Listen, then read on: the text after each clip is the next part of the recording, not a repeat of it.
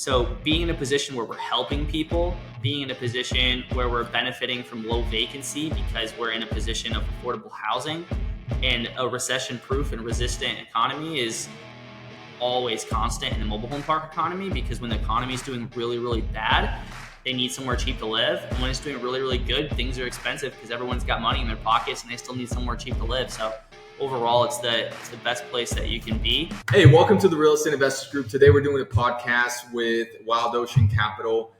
They're a group of 4 or 5 individuals who invest in mobile home parks, and we're going to be talking about their background and how they got into this. So, hey, Justin, why don't you take us away?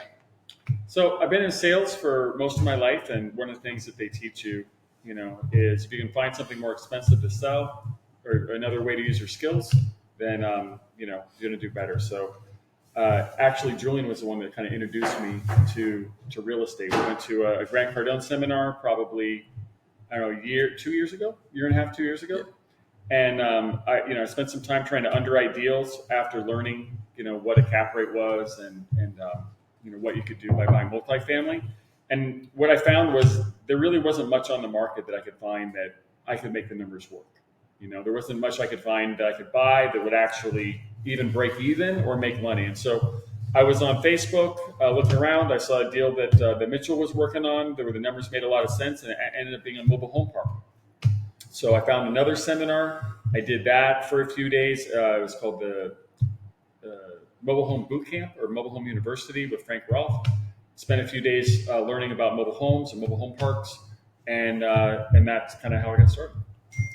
That's awesome. So just for everyone here, what are you guys like? How many units do you guys have? Like, why should people be listening to you? If that makes sense. I don't know the exact number, but I think 200 and something right now, 240, 230, something like that. Nice. Yeah. But in about 12 months. In about 12 months. Yeah, that's great. So Mackenzie, how'd you get into real estate? Don't say right? I start with So how I got into real estate was in South Florida, living in South Florida, seeing a bunch of people do different businesses and tried a few things out, and everything just seemed too elusive, or the market was changing. You got drop shipping, you got all these things, and being a young kid seeing all these different businesses, I wanted something that I could just pour my energy into that would compound, that I didn't think was going to change, right? And then I looked at real estate and I thought of housing, and I didn't think it was going away. Everyone needs a house, everyone needs somewhere to live, everyone needs somewhere to have their business run out of. So I really like the concept of real estate. I worked with an individual down there in South Florida. His name was Jalal. Shouts out to Jalal.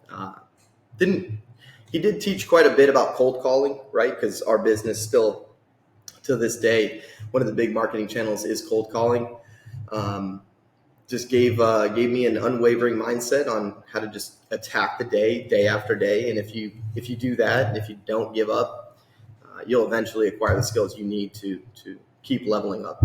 So that's how I started. Worked in an office for 8 months, did a few deals. Realized if I recreated the business, I wouldn't be. It would be impossible to fail if you do a volume of numbers. So then I got a business partner. I opened my own office. This was around COVID time, actually. A little before COVID time, we were doing deals off and on and stuff. And then finally I was like, look, I need to partner with someone and open an office, scaled that. And it was strictly out of South Florida. We were doing single family home real estate, wholesaling, flips. And just ran it up, did a few, probably like 50 deals first year, probably 100 deals the next year. And it's just compounded from there. Playing the game on hard mode is definitely South Florida real estate. One of the most competitive markets there is by far. And just like Justin said, looking and underwriting multifamily deals in Florida is just, they don't even make money. You'd be lucky if you break even in Florida. And the whole Grant Cardone wave, where the people that own real estate or own assets versus the people that don't are going to be left in the dust. Inflation is real. The cost of living is real. And it's going up constantly. And if you don't own assets, you're going to get left behind. So just having that and being on the treadmill of single family home real estate for a long time, because you can make a lot of money every month.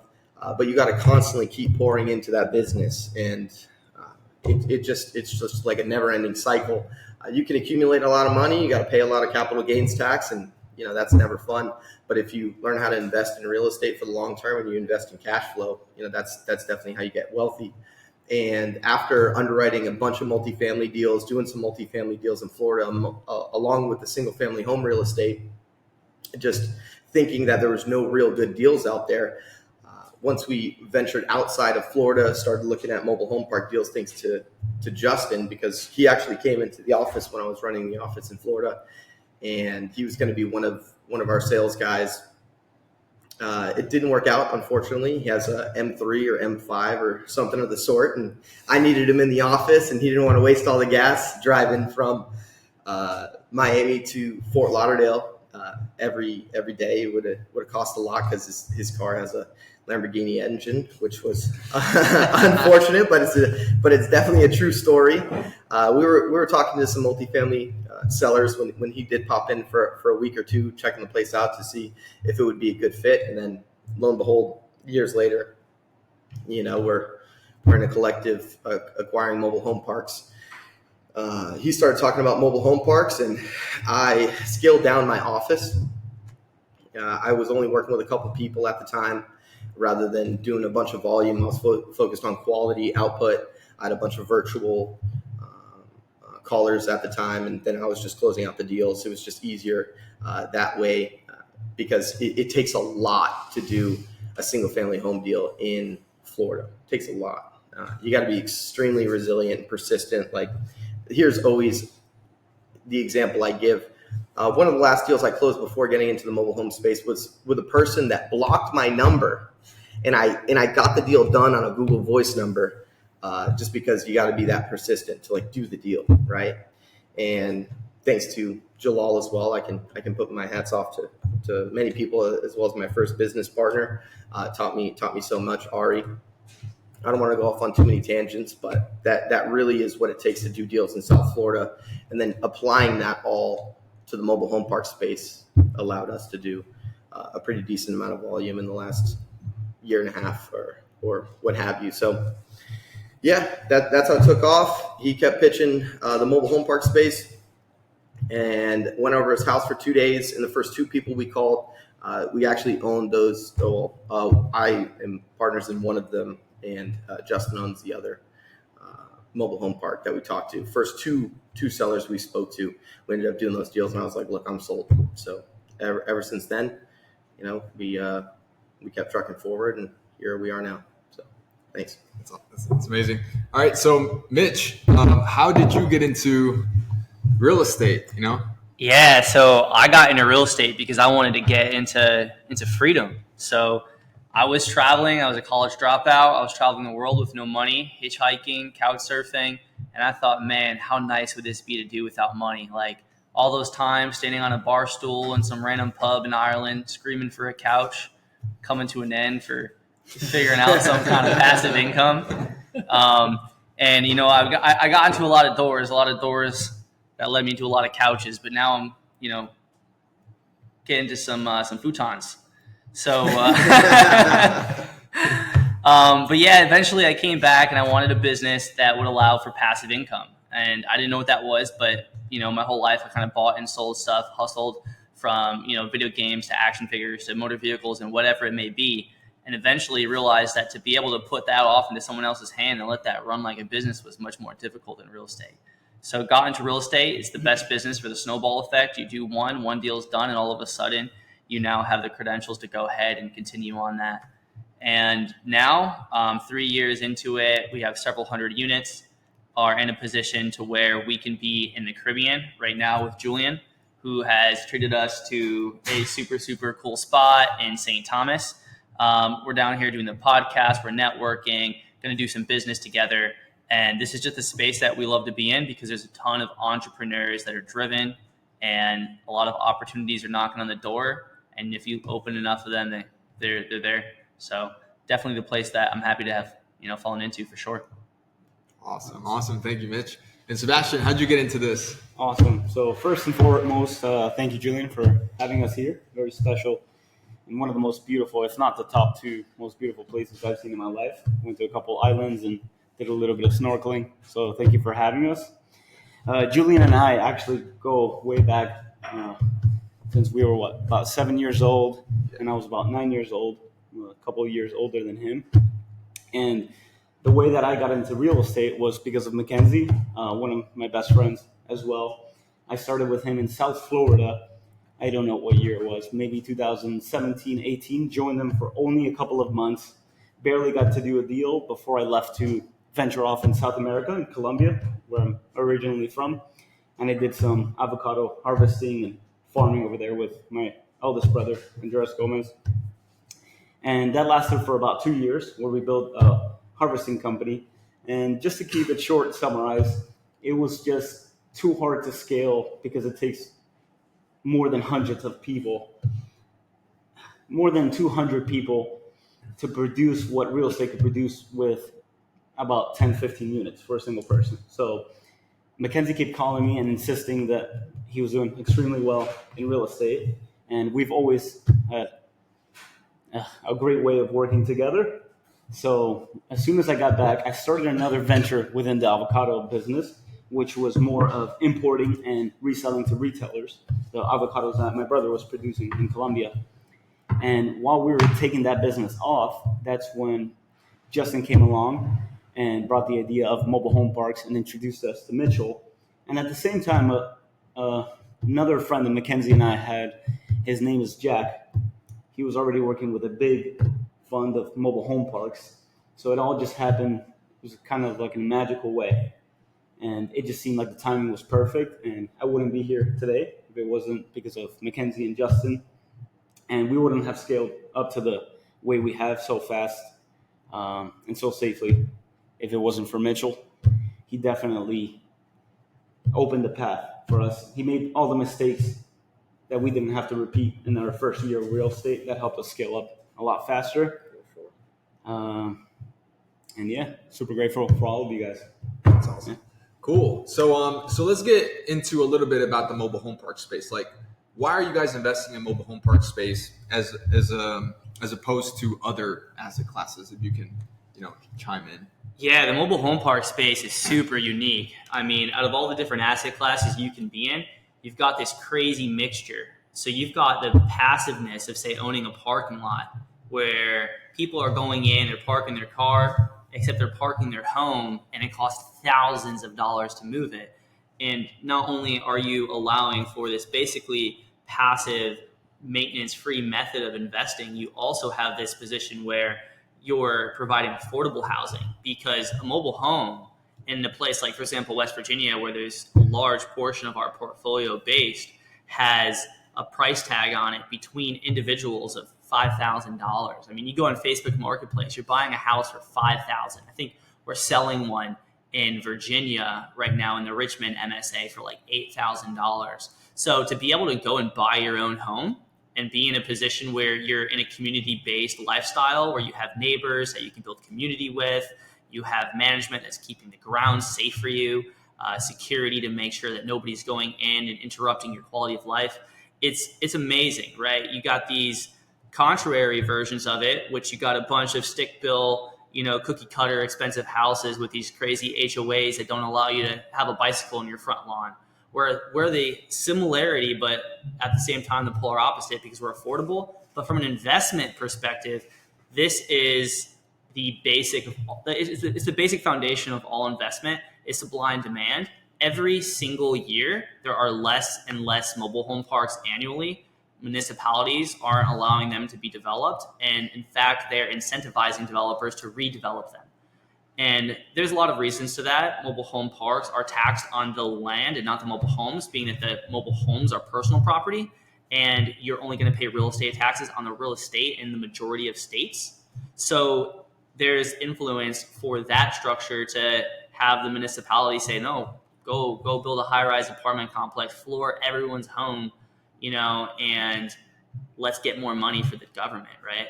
So being in a position where we're helping people, being in a position where we're benefiting from low vacancy because we're in a position of affordable housing and a recession-proof and resistant economy is always constant in the mobile home park economy, because when the economy is doing really, really bad, they need somewhere cheap to live. And when it's doing really, really good, things are expensive because everyone's got money in their pockets and they still need somewhere cheap to live. So overall, it's the best place that you can be.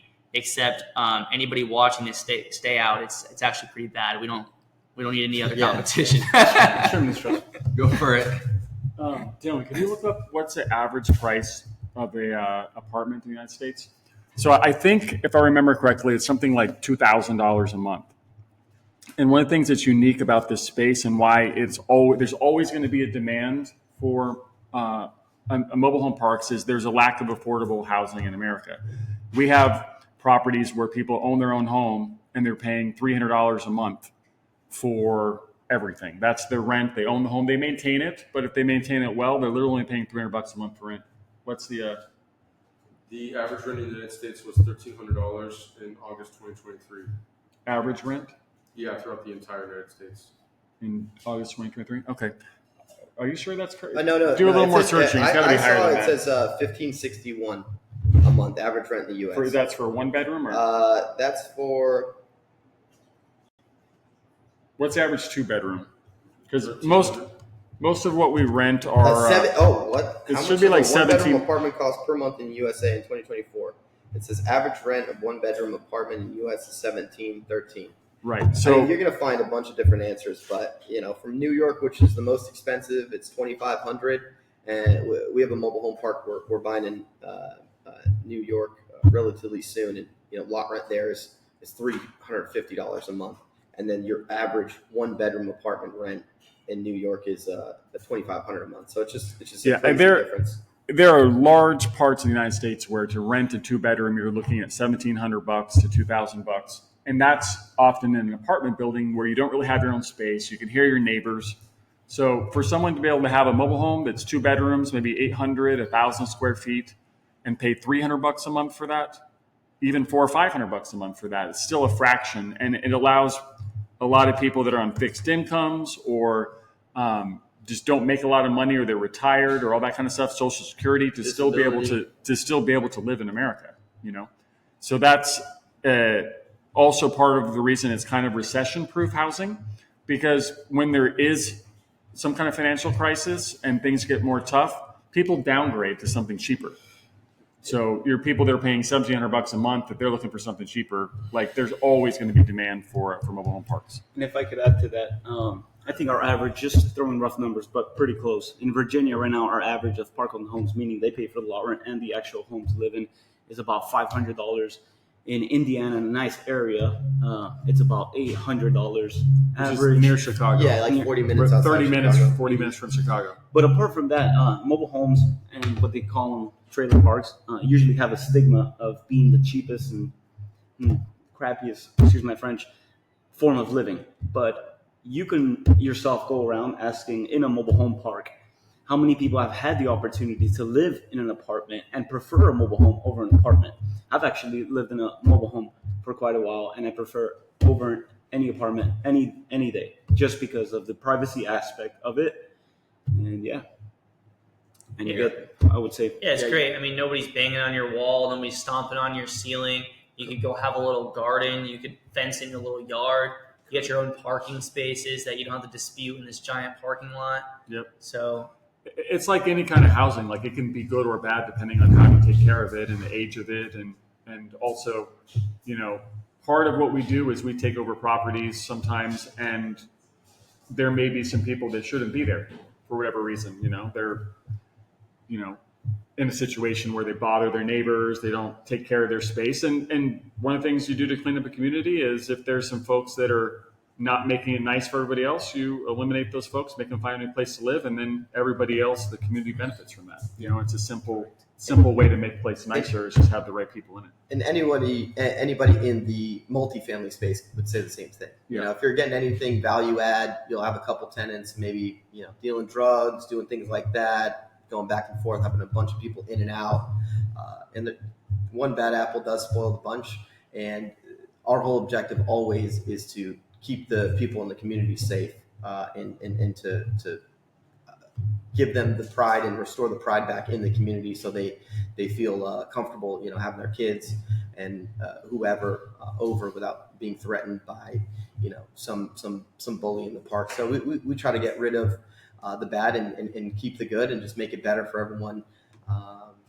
As a community. And when that does happen, everyone does come together and knits closer together and, takes care of the mobile home park way better than they did before. Because if someone keeps leaving a bunch of garbage out, what have you, and they're just not taking care of it, it just brings everyone else down. So go ahead.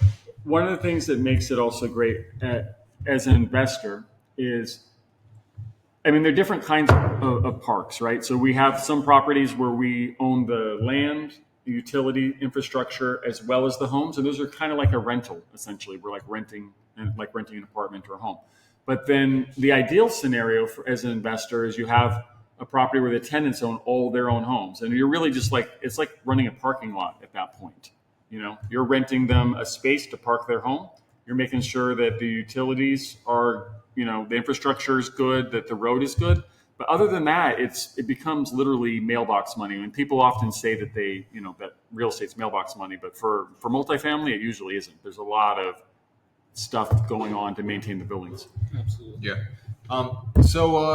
Yeah. I think we have a really good breakdown. So what makes like a mobile home park investing so attractive to you? Can you tell us a little bit about that?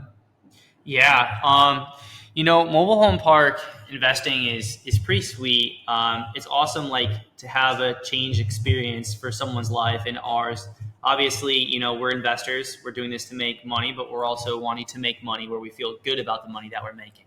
On Mackenzie's point, one of the most important things for us in our partnership when we acquire a mobile home park is making sure that stigma of, this trailer park is just gone. New signage, new landscaping, homes that people can be proud of.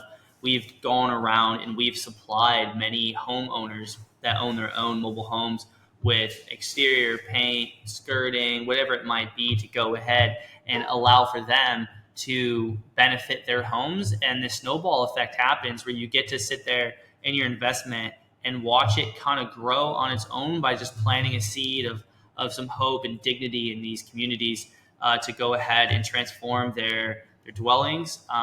And once you see that pride from these owners, one neighbor goes and paints theirs and fixes the holes in their skirting, and now they have a little, tomato bush outside.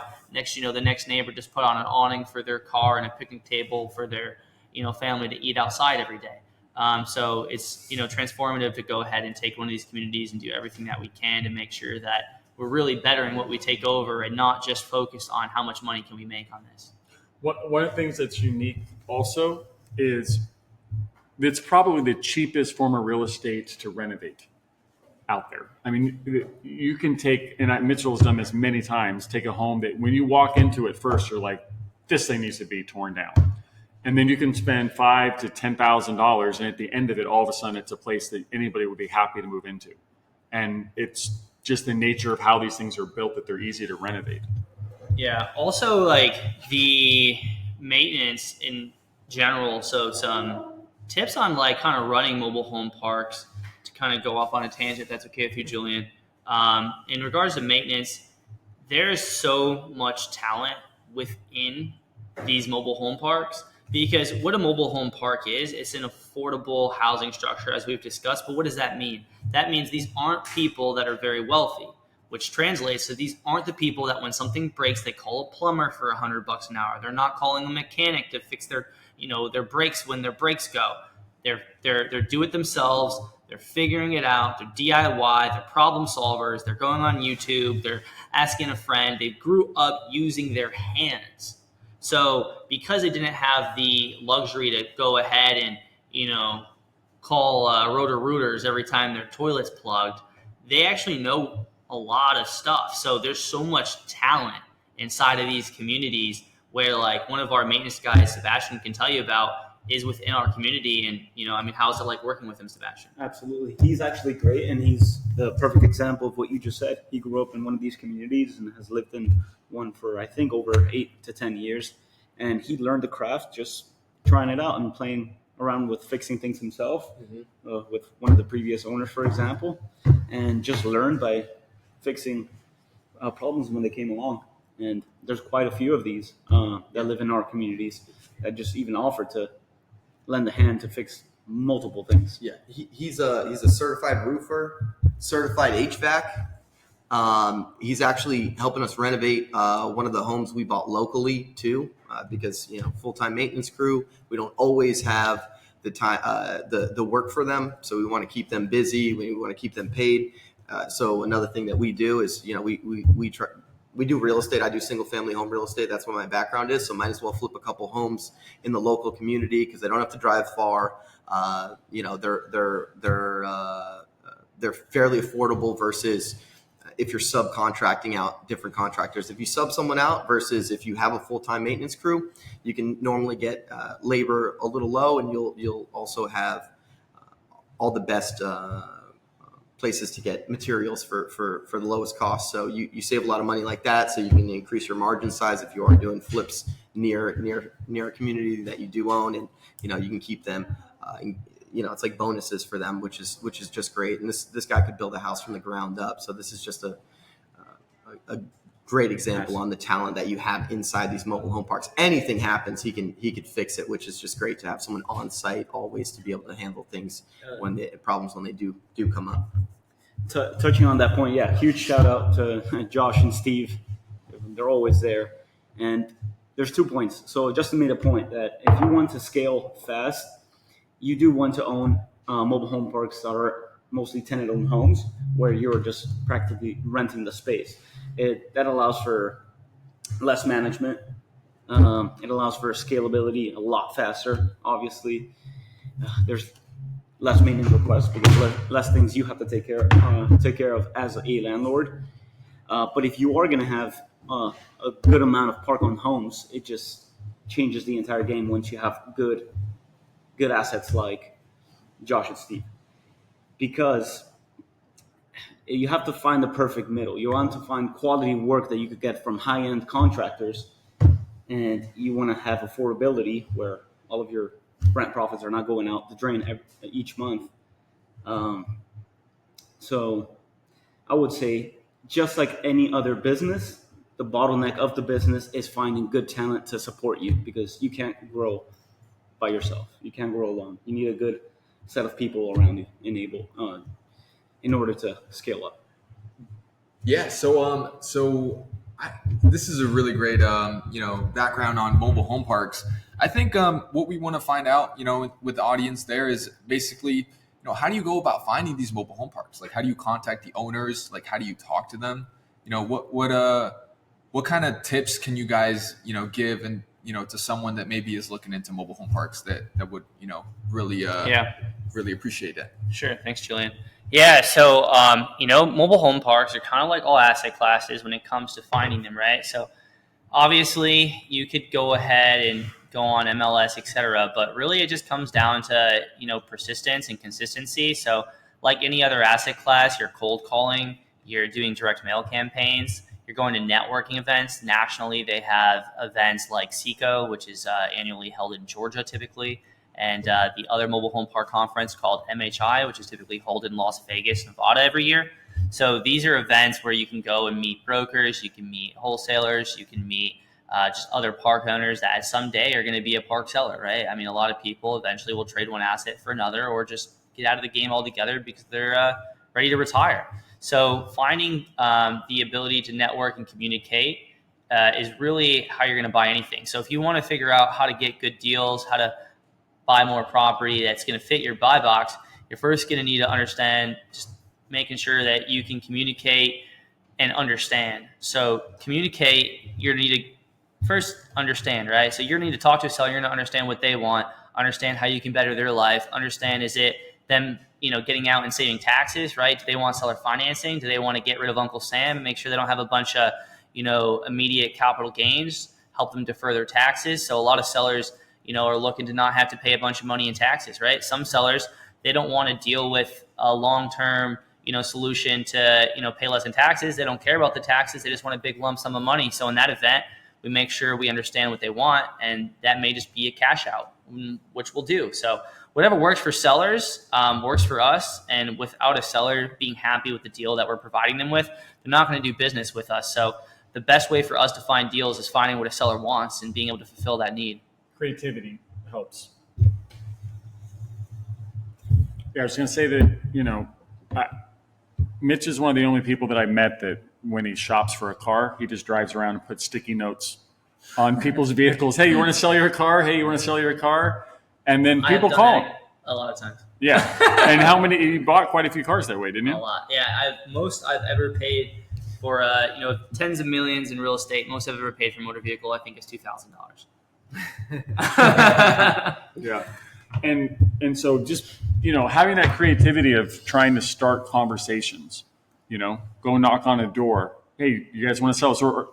I remember one time I was talking with him, he was doing a letter campaign. So he would just make a letter that said, hey, I'd like to make you an offer on your property. And he'd print out a couple hundred of them and sign them or whatever. And as he's driving around, if he saw something that looked interesting, boom, drop it in on the front door or leave it with a little sticky note. And then people call you and you start conversations. And the thing that's nice about that is it allows you to be creative and figure out what it is that they want and how you can help them get what they want.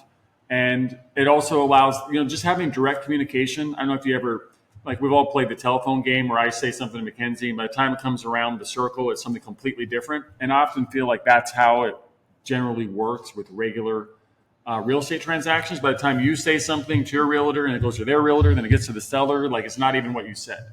So by being able just to communicate directly with someone, figure out, hey, this is what I need, what do you need? And it doesn't just help get the deal started, it helps throughout the whole process. Something comes up, being able to speak directly to the counterparty, it makes all the difference in the world. Touching on one quick point, if you don't mind, Julian. We spoke about having good people around you, and I would say one of the most, if not the most important thing is finding people that kind of give you, add on to what you don't have. I would say as a group, if there's one word that can describe us, is that we have great synergy, right? With Justin's negotiation skills from 20 years of experience to Mitchell's magic box of ideas and being creative, like Justin said, Mackenzie's tenacity to push the negotiation skills and the ideas forward and never taking no for an answer is something you definitely need, right? Yeah. And Mitchell's personal financial statement. Yeah. And Justin's too, It's looking better by the day for sure. That's great. So these folks over here, they know how to, talk to a seller now. You just do some marketing out to them. What do you look at when you're looking at a mobile home park? Like, for example, one that is worth, investing in, and obviously, helping the communities and all that. What is a way to look at that? Yeah. So in regards to the due diligence, when it comes to looking at a mobile home park, there's definitely some more stuff that we have to look into than what we can see on the surface, especially what's below the surface.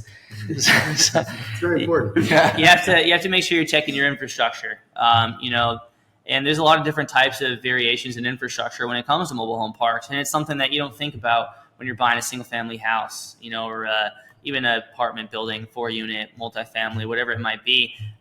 Just for sewer lines, you can have PVC, plastic, that's ideal. You can have cast iron, it rots away, not really ideal. You can have Orangeburg, which is this crazy toilet paper like mache, tubing that some really amazing salespeople were able to sell at some point. I wish we had them on our team, because if they can sell that, they can sell anything. Clay, tile, or a mix of all three. And honestly, it's normally, what Sebastian said, it's normally a mix of all three. Like, you'll have some terracotta clay pipe going into some plastic pipe, going into some paper pipe, going into some plastic pipe, into some metal pipe, into a trailer.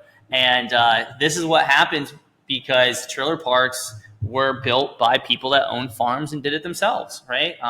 And while times have changed since they were originally developed, so do those materials. So each of those materials have their primary time along that timeline where they were what was it. Like, that was what you bought, like clay tile was everything at one point, and then plastic was the new rage. So you're going to find throughout these different time periods a different patch here and a different patch there.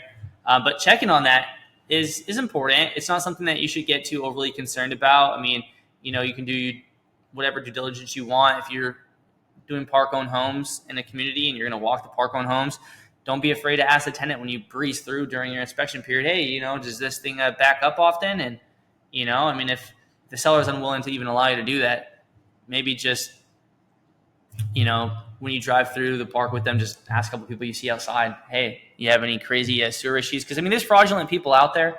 But for us, we just, make sure that, A, we hold those people accountable, but 2, we try to make sure that, we can do everything that we can to discover that first. And if for some reason, they're fraudulent to us, it can happen. But, at the end of the day, the law is the law, and we're going to make sure that we can do everything that we can to keep the due diligence in order. But yeah, there's a lot of different caveats. If anybody wants to add on to, some due diligence hotlines. Yeah. I'll hop on the due diligence train. So a lot of big ones, if they have utility maps, that's always great. You always want to make sure that you can get a utility map or have them draw out a utility map and then walk the park and go through it together. If you don't know what to do, either if there was a long-time maintenance person servicing that mobile home park, they might know better than the owner. So see if there's anyone like that. See if they could draw out the utility map and then walk through it. See if you could scope some lines if that's possible. Just going through everything like that, like boots on the ground, getting it done, checking out exactly where everything runs, where it flows to, where the initial sewer lines are, if it's city sewer, or where the initial water lines are coming off the master meter, if it is sub-metered or even if it isn't. That's very important. And, getting a boundary survey, an Alta survey, if you can. If there's any other industrial near you, get a phase 1, phase 2 if you have to, just to make sure you don't want to have that mess up a refinance or impossible to sell it. These things do come up. Any easements, any encroachments, want to make sure that you check off all those boxes. Sometimes you fail forward and you learn from your experiences. And also always close with a reserve account. You need a reserve account. God forbid something hits the fan. You don't factor that into your numbers. You got to come out of pocket. You thought you had the money. Now you don't, whatever it might be. Always close with a reserve account. If it's a bigger park, have a nicer reserve account. If it's a smaller park, still have a decent reserve account. God forbid, Armageddon hits, you have the money to fix it immediately and you don't have to wait on something. So it's, yeah. And if you get the opportunity to walk a park with a seller, literally have them hold your hand through it, make sure that they're all there to, inside joke. But no, if really have a seller go through and, ask them questions, point at absolutely everything. Don't shy away from anything. And the most important thing is there's no such thing as a stupid question. Seriously. And a lot of people, there's so much to learn that it doesn't matter if you've been in this space your entire life or your entire generation, past 3 generations have been in the mobile home park space, whatever it might be. You want to make sure that you aren't afraid to ask for anything. And I see with a lot of real estate investors, they'll get into a position, they're walking the park with the seller or whatever it might be, or they're talking on the phone with a potential seller, and there's something that comes up and they don't know what it is, and they're afraid to ask because of how the seller might view them as uneducated or something along these lines. But honestly, if you're speaking with somebody and they're asking questions, you're speaking with an educated person because they're always willing to learn and they're never letting their pride get in the way. And that's who you really want to do business with anyways. The other thing that I would suggest is from a due diligence point of view, you definitely need to contact your local zoning board and ask, how is the park zoned? Because a lot of these were grandfathered in. Yep. And, cities are typically not allowing more mobile home parks, which is one of the reasons why it's kind of, an interesting asset class. Is there's a lot of people that have mobile homes, and there's fewer and fewer mobile home parks every year because some of them will get taken over by somebody that will knock it down and build something else, a Walmart or a neighborhood or whatnot.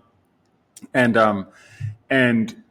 so, yeah, by contacting, just contact your local zoning board, find out, is this actually zoned correctly as a mobile home park? Am I able to, if I have any vacant lots, am I able to infill them? Is there any restrictions on doing that?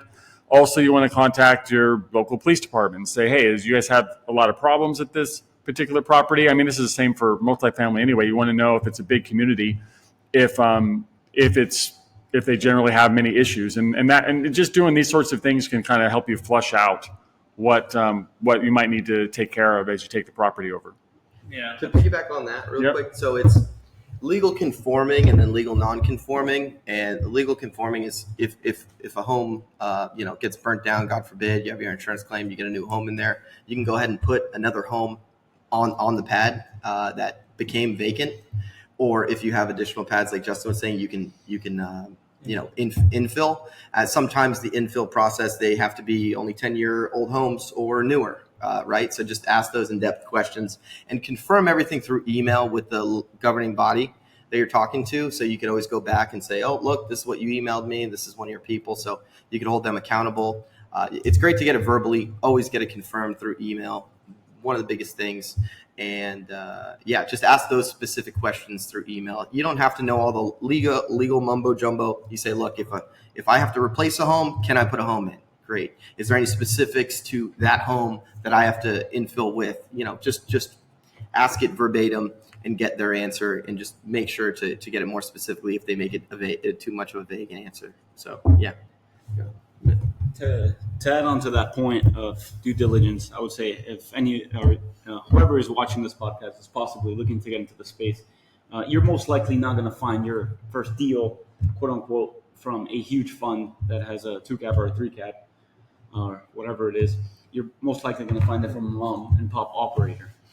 And these operators are used to not having a rent roll on Excel sheets or whatever you want to call it, or Google Drive. They have it on a piece of paper, ledger. So you want to get very in detail when asking about the tenancy and occupancy and delinquency reports. You might have a rent roll that says you have 50 tenants on the rent roll, and come to find out 2 months into due diligence, you find out that 42 of them are not paying the rent for the last 4 months. So Anything's possible. you might think you're just going to overlook that and realize that the park is bringing in 20% of what you thought it was bringing in. And just getting in detail. And like Mitchell said, not getting scared to walk around and talk to tenants. These tenants They'll in tell these you mobile home everything. parks Yeah. know a lot more than you think, because They want to tell you all the drama, if there is any drama. They'll be the first to tell you. that's correct. Yeah. Yep. Yeah, and like Mac was saying, in terms of like the age restrictions, just ordinances. You want to go to your city, your local county, and say, what ordinances do you have for mobile home parks? And there's age restrictions. There's some areas that have weird color restrictions. I mean, there's so many weird things, and it's better just to find out ahead of time to know what you're going to go into. Because I know people who have went into this asset class with a park with X restrictions, and they're not really legal restrictions in most of these cities. But the question is, do you really want to fight the local, city about it, right? And I know some people who went in there, they've done that successfully. I know some people who went in there and got, squashed with more fees, and they were willing to come in, unlike someone that comes in with a reserve account and is ready for everything. So there's definitely a lot of caveats. And if occupancy, when they don't have great financials, which is pretty common with a lot of mom and pop operators, they're not using rent collection softwares and all these different things that a company like us would use. You can always try some old school methods, like go around and drive around at Sunday night and see how many cars are parked in the driveways, how many lights are on in the houses during the evenings. Ask if you see a unit that looks empty. Wait until you see someone outside. If it was occupied on the rent roll, say, hey, that gray one over there on the corner, does someone live there? They'll tell you if there is or if there isn't. And these are kind of what we have to do when it comes to getting these creative deals done, and explaining to sellers that when they don't have these financials, to not to sell to us, but to sell to anyone, you can't just go to a bank and say, hey, they told me this is making this much money. You're going to give us a loan now? Being able to talk to these sellers and say, listen, we need to take a lot of time. We need a good due diligence period, because what you should have had, we need to catch up on your years on lack of good bookkeeping, that we can present this. We're going to get it done. We get everything done. If we're going to do it, we're going to do it. But some just take more time. So getting sellers on board to understand that, banks or even investors that are going to use all cash are going to want to know that their money's being spent and what they're told they're being bought, they're purchasing. So Yeah. And real quick, one of the benefits of mobile home parks, just so I don't forget, is that the way they're depreciated is better than a lot of other asset classes. So there, Mitchell, could you speak on that for a second on why that? Disclaimer: we are not real estate attorneys. Talk to your local. Yeah, real it's- estate Talk attorney. to your accountant, Yeah. but in our experience so far, there are some benefits. Sure, versus nothing other before or assets. after is any kind of legal or professional advice. Here However, we go. in my opinion, mobile home parks are great for accelerated depreciation or all depreciation because they're, especially like in the event that you don't own any mobile homes, you really just own, right, the land, but you own more than the land, you own the infrastructure and the land improvements. Now, depreciation has all these different types of schedules. The fastest depreciation is like 5 year, which is in personal property, like your stoves and your fridges and stuff like that. Now, infrastructure, your water lines, your sewer lines, your electrical pedestals, these are 15-year items. So during the bonus depreciation period, you can accelerate, the first year is 100% and goes to 80, 60, 40% of all of that minus the land value year one. So, I mean, we've taken 6-7 figures in depreciation off of acquisitions based on the basis of us purchasing it minus the land value and being almost to accelerate almost everything because a lot of the value is really just the infrastructure, which is something that doesn't have a foundation lifespan. Yeah, that sounds great. I think you spoke on this a little bit, but I think we should go in a little bit deeper into it, a little bit more in depth. And that's like, why are these sellers selling? Everyone here has talked to sellers, so like, can we give a little bit more of that psychographic understanding to the people listening, in case?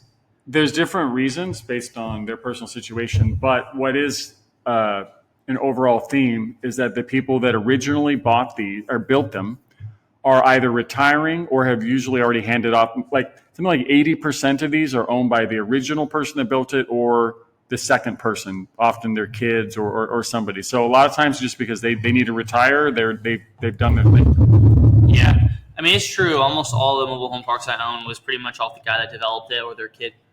We're in the gold rush phase of mobile home parks right now. So a lot of people are selling right now because of that. So what that means is that mobile home parks haven't existed as long as multifamily and houses. I mean, they're relatively new. They were kind of like military housing at one point. Julian made us all turn off the volume on our phones. But the military really just started using a mobile home park concept kind of like for housing, and it kind of started to get a couple of them abandoned, and people started to move into them for affordable housing because they were kind of just deserted. And then it became a little bit popular at some point, and a lot of people just did a lot of do it themselves because really you're just, it's a pretty simple concept. When you're doing a mobile home park, you're not really building any structures. The homes are already built. You're getting them from a factory.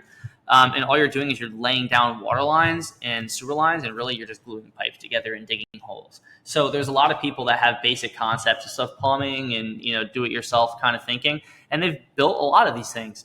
And they had a lot of blood, sweat, and tears. But those people that originally built these, they're ready to retire now. I mean, and this is the first generation of mobile home park developers that are getting to like the age of dying off or retiring off. So, which means people are inheriting these mobile home parks, which are still in the stereotype of trailer park. So a lot of these kids that are children of real estate investors that have developed these mobile home parks had successful families because they were able to, do more than a day job. They built a business. I'm sure they don't have debt on it anymore. And, typically with a firm foundation, just for the same reason we wish to do for our families, they're able to put their kids through a good education, a good school. And a lot of these kids that, we're purchasing parks off of that are inheriting aren't really kids. Really, they're like 40 now, but they're, some of them are doctors. Some of them are, CFOs in hospitals. Some of them are, I don't want to run a trailer park. And to them, they didn't put in the blood, sweat, and tear like mom or dad did. They are inheriting something that's a burden to them. Yeah. So some people are, have inherited it and are relieving a burden and are getting a bunch of money. I mean, we're paying money, a good amount of money for mobile home parks all around the country. So we're giving them a big lump sum of cash, and they're like, I don't have to deal with that, and you're going to pay me this much money not to deal with this? Okay. And some people just want to retire, and some people just want to scale up. Some people have a 20-unit mobile home park and they want a 40-unit.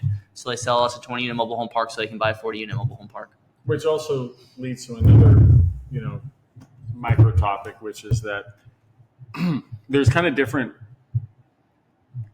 grouping of sizes, right? So you've got like most of the big players want 250 units plus, and then there's kind of big players that want 100 units plus, and then there's still decent sized players that are willing to take 50 units plus, and then there's everything else underneath that. And that's just kind of like, there's a lot of opportunity for folks that, have a 20 or can afford a 20 or 30 or 40 unit park, and there's not maybe quite as much competition. A couple golden rules that I think we can all agree on, and I think Mitchell made this point pretty early on. There's a lot of people that just want the tenant-owned home city utilities model, which is a great model. Of course, it's extremely passive, but a lot of those parks have been purchased, and if they're over 50 units, 100 units, they're being traded at very low cap rates. If you have a 50 space, all tenant-owned or all park-owned homes, and it's in a pretty decent metro, and you can get good rent, and it's the homes are in good shape, fairly decent shape, and it's not going to take too much capex to get them up to speed or to get those rents up to market.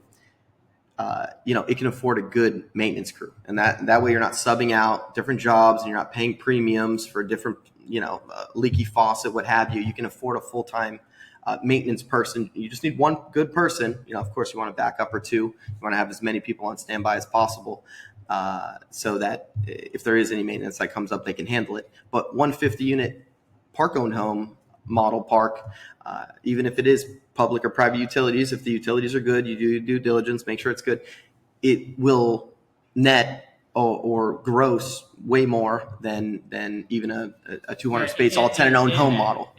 Yeah, exactly. Yeah. So, that's kind of the difference. Park-owned homes, you got 40, 50, 30 of them. It just depends on where they're at. If you're at good rents and they can sustain full-time maintenance, they really do pack a punch. A lot of people have the stigma that you just want to stay in the tenant-owned home space and you just want to be in that category, and which it's good. However, if you run it correctly and you got good people on your team, of course, we're a conglomerate of a bunch of different individuals that constantly are working, right? It would be impossible to do this all just one person. But if you have that, park-owned homes are definitely a great way to really maximize the income of a mobile home park. So. Yeah, and it's a stereotype. A lot of these people, they take the Frank Ralph course, he's a great guy, knows a lot, and you can learn a lot. But they scare you away from the park-owned home model. Now, we're kind of in a position to where we've grown large enough to the point where the volume we can do just kind of makes more sense in the tenant-owned home model. It doesn't mean we're not going to ever do a park-owned home park again. But what it means is that we're in a position of constant stabilization because we're constantly acquiring. And to keep up with that volume and the demand that we're seeking is going to be a lot more consistent and simpler when it comes to tenant-owned homes. And we will make less money. Taking a park-owned home park that we have under contract right now and potentially speaking about converting it into a tenant-owned home park is something that is going to net significantly less, and it's going to be worth significantly less. Now, that being said, it's going to be a larger peace of mind. And eventually real estate, you realize you got into this because you wanted to travel the world again, and you wanted to spend all the time with your family again, and you want to do what you want, when you want, and how you want to do it. And that's really why real estate is a foundation for a lot of people. A lot of people are in it because they want freedom, and they get lost in that gold rush of, ooh, look at this next big shiny thing, and realizing, money is great until you realize you're not really utilizing any of it. Now, for me, I might not spend more than $2,000 on a truck, but, I'm happy to go spend thousands of dollars every single month traveling the entire world. Now, everybody has their own different passions. Some people might want to buy a new car every month and then take it to a crash derby. I don't know. So everyone's got their own cup of tea, but it's something that, definitely by far fits that, I'd say. Yeah. I think the last two things we should cover is something about property management, and then kind of like the exit strategy. Like, What do you guys look to do with these properties? So I think, Sebastian, can you speak on property management? Yeah, absolutely. I'll summarize it, keep it as short as possible, and give as much value as I can. So there's two models, like we said. Park-owned homes, tenant-owned homes. Some people like to stay within the tenant-owned home model. Some people are open to park-owned homes. We're open to honestly both, depending on the deal, the size of the deal, where it's located, right? I would say to manage tenant-owned homes, and you have an online software to input all the things, meaning to collect rents on there, to give notices, to make sure that all the utility bills are all in the same place, nice and organized. One single person on a part-time job can manage 1,000 tenant-owned homes, right? Park-owned homes would be different. I would say it takes a full-time person with a good online software, with a pretty set up already maintenance crew in each area. They could manage about 250 people, right? I would say maybe every 250 park-owned home and tenant home mix, having maybe 100 park-owned homes in the mix, you would need some assistance, right? Because it is mostly just making sure people are paying rent and people are being taken care of and they're living in a home with dignity and they're not having constant leaks, and anything that is an emergency is being tended to. But also it is, notifying the people that are not paying rent properly. It's not just reminding them over a phone call. It's sending a proper notice that you will have to evict them if they're not paying their rent, right? Because it is a business that us and our families live off of, and so does our maintenance crew and whoever's helping us build this business. But it's making sure you send your mail properly. For example, making sure that the mail is sent certified and in a timely manner. It takes quite a bit, and I would say you could sit down and think of all the qualities a great manager needs, but it all comes down to being willing to learn, being a problem solver, and these people that really care about what they do further than just their compensation, their money, right? I've had jobs where I've had all sorts of jobs and ventures, but I always cared, and I would stay as late as I needed to finish a task, just because I cared for that person genuinely, and I cared about having honor for what I do. So this is the type of person you want to find to be able to scale, whether it's park-owned homes or tenant-owned homes. People that truly care, people that problem solve, and they're not going to be calling you. There's tenants that call at 12 at night or 2 in the morning about a light bulb going out. Or I had an incident recently where a tenant knocked on my door and said that their neighbor was pooping. The neighbor's dog. Their neighbor's dog was pooping. Look, we get neighbors pooping on other people's lawns too. Their neighbor's dog kidding. was pooping on their backyard, and they wouldn't pick it up. This was maybe at 1 or 2 in the morning.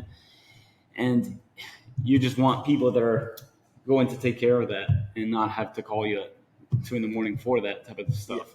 And it goes without saying, Sebastian is our operations manager, handling most all the day-to-day management for the portfolio that we have as a group here. So, he's 24/7, like I said, and in just building a team. Like originally faking it till I was making it, opening up a real estate office with that first business partner, it really got me keen to knowing, why you want someone a part of your day-to-day life. For one, you got to get along with them. You got to have some type of synergy. They can't bug you too much. But they're just self-starters and problem solvers. And a lot of the time, anyone around me can solve a problem better than I can. And that's the reason I want them around me, because they're better than I am at their own specific thing. You want people who are smarter than you, who have more endurance than you do, who are just, whatever your weakness is, you want the opposite around you. Like the people around you, you want them better than you in those categories. And bringing them all together is a huge thing, and just pushing the vision forward. I think we were talking yesterday to Mitchell about how to be a billionaire, or what he would do to be a billionaire. He would just get you could touch on that, but get all the best people in the room, best CEOs, to hire and network with the absolute best people, give them a vision, give them an idea, and let them do what they do best. And that's definitely what it's like running a business. You want people that are better than you, that are as motivated, if not more motivated than you do, want it as much or more than you do for them, right? It all really comes down to that. And if you have the mindset behind it, you'll acquire the skills. Definitely want to do it with people you see yourself long term with. If you're going into a partnership, if not, just buy your real estate one at a time by yourself. If you don't really like the community aspect, but I love it. It's like a game we play every day, and of course, a lot of people depend on us. Families, maintenance crews, what have you. Make sure that their housing where they live is well tended to, so they have a good and safe place to live with their families. Of course, all that matters, and we put all of our focus on making sure that always happens on a day-to-day basis. But enjoying it while you're doing it is how you do something long term. And I would say that's one of the biggest things that we have. I don't know, I can't speak for any other groups, but it's extremely enjoyable. It's like we don't work. Like right now, we're doing deals. We're closing a couple deals right now. We're funding 2 parks and selling one, all at the same time while we're here at St. Thomas. Just loving every moment of it. So you really can't beat that. It's not work if you enjoy it. So yeah, thank God for everyone here. What was the second question?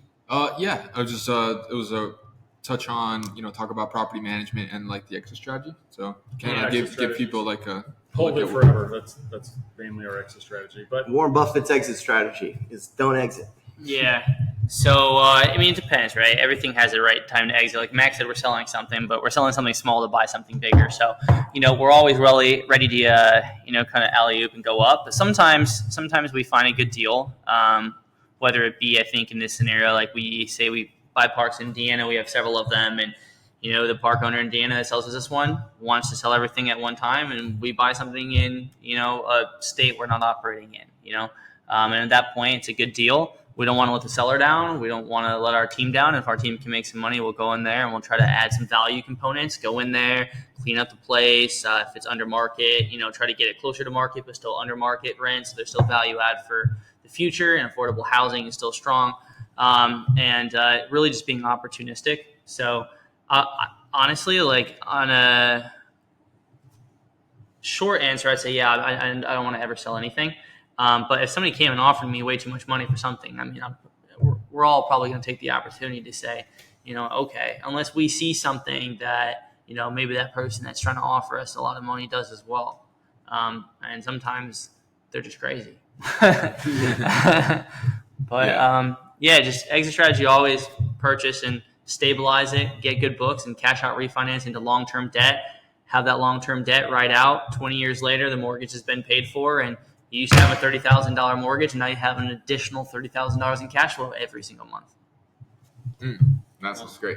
Awesome. So, thank you guys for, getting on this podcast and, sharing all of this knowledge with these people. If you guys are looking to do mobile home parks and you guys need a hand, these guys are open to partnering with you guys. So reach out and see, if there's any way that, they can help you out, get the deal done. I think this has been a pretty good podcast. And I guess any parting words you guys would like to give people that they would, get them on their journey. Thank you for having us, Julian. Definitely looking forward to part 2 next time. This has been awesome. Yeah. Thank you, Julian. Thanks, Julian. Thank you guys. All right.